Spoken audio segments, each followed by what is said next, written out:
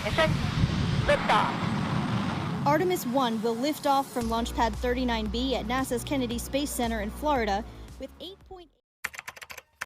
Hi friends, welcome back to my channel Popularopedia. This is Anjali and आपने NASA के Artemis 1 moon mission के बारे में तो सुना ही होगा, बट क्या आपको पता है कि ये मून मिशन 2 बार अबॉर्ट किया जा चुका है।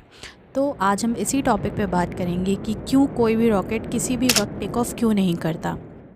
हम लोगों ने अक्सर रॉकेट लॉन्चेस स्पेस मिशन के बारे में ज़रूर सुना होगा और नासा ने अब तक ना जाने कितने ही लॉन्चेस किए हैं और ये सभी सक्सेसफुल भी हुए हैं। बट क्या आप जानते हैं कि ये सभी स्पेस मिशंस विंडोज़ में लॉन्च होते हैं।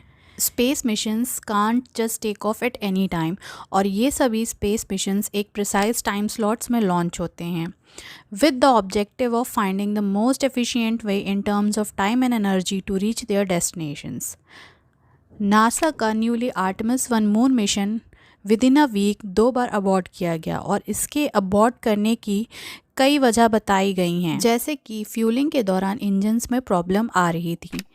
एंड नासा ने उसके बाद स्टेटमेंट दिया कि सितंबर 6 तक अब और कोई भी अटेम्प्ट नहीं किया जाएगा और जो नेक्स्ट विंडो लॉन्च की बताई जा रही है वो सितंबर 19 से अक्टूबर 4 के बीच में है। एंड उसके बाद 11 और लॉन्च अपॉर्चुनिटीज़ होंगी जो कि second half of the October में हो सकती हैं। तो आइए जानते हैं कि ये लॉन्च विंडोज़ क्या होती हैं।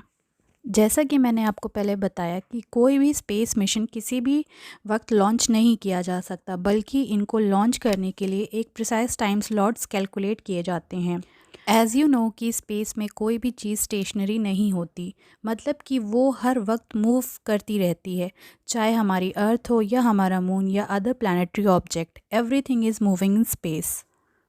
लॉन्च को स्केड्यूल करने का सबसे बड़ा रीज़न यही होता है कि साइंटिस्ट चाहते हैं कि किसी भी रॉकेट को सबसे शॉर्टेस्ट डिस्टेंस में उसकी डेस्टिनेशन तक पहुंचाया जाए। And the second reason is fuel efficiency. जैसा कि हमें पता है कि स्पेस में रीफ्यूलिंग करने का कोई भी ऑप्शन नहीं होता है और रॉकेट जितना ज़्यादा फ्यूल कैरी करेगा वो उतना ही हैवी होता जाएगा, और जिसकी वजह से रॉकेट को प्रोपेल करने के लिए भी बहुत ज़्यादा फ्यूल की ज़रूरत पड़ेगी। इसी वजह से लॉन्च को एक डेफिनेट टाइम स्लॉट्स में कैलकुलेट किया जाता है, जिन्हें हम लॉन्च विंडोज़ कहते हैं। Depending on which side a satellite is headed in space, rocket को उतनी ही डिस्टेंस भी ट्रैवल करनी होगी उस ऑर्बिट में जाने के लिए। In this case a precise launch window is calculated. इन सब का ऑब्जेक्टिव यही है कि रॉकेट की टाइम एंड एनर्जी को सेव किया जाए to get to the destination. और ये जो लॉन्च विंडोज़ हैं ये कभी कभी बहुत ही नैरो होती हैं या फिर कभी कभी कुछ मिनट्स की ही होती हैं। इन आर्टेमिस केस सैटरडे संडे को ये लॉन्च विंडो 2 आवर की करीबन थी। ऐसा नहीं है कि सिर्फ टाइम स्लॉट ही मैटर करता है, वेदर ऑल्सो मैटर करता है किसी भी स्पेस मिशन को लॉन्च करने के लिए। जैसे कि टेम्परेचर बहुत ही ठंडा या फिर बहुत ही गर्म नहीं होना चाहिए और हवाएं भी ज़्यादा तेज़ नहीं होनी चाहिए। इसके अलावा बारिश, ह्यूमिडिटी, लाइटनिंग, क्लाउड और स्मोक, ये सारे फैक्टर्स हैं जो किसी भी स्पेस मिशन को लॉन्च करने के लिए ध्यान में रखने ज़रूरी होते हैं।